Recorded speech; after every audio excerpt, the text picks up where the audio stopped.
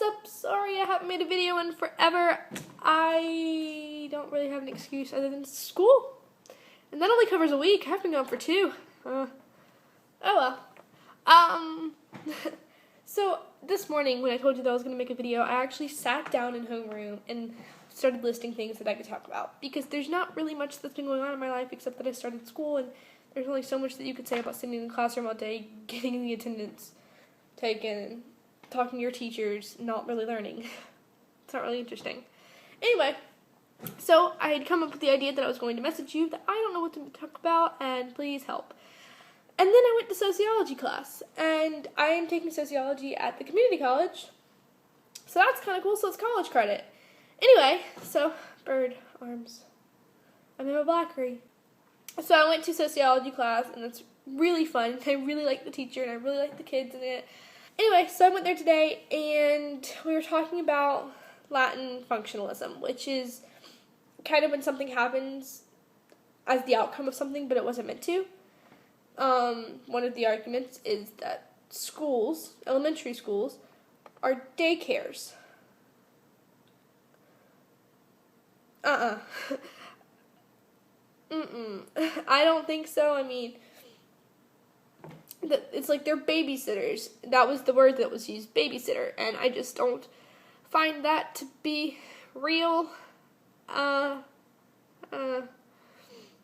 And she used the argument that when little children, smaller children, go to school, the parents tend to get very excited because they're no longer in the house.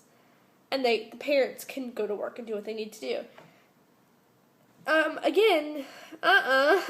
That, in my opinion, schools don't function that way. If you're going to look at it that way, work is daycare because you were getting out of the house and you were doing something and you were away from home. So, yeah, that was something. And I was willing to let the daycare thing go. Just like, whatever. Argument kind of valid. Okay. But then she said that high schools act as matchmaking services to help teenagers find the love of their life. For real. That was a quote from her class. And my head went when she said that. Like, no, they don't. If anything, teachers try to keep the opposite sex away from each other. To keep that from happening. And I'm not a sociologist, so I can't speak for sociology in general, but I am a high school teenager, and I feel like I should be able to speak on behalf of us. Yes, high schoolers and middle schoolers even get in relationships.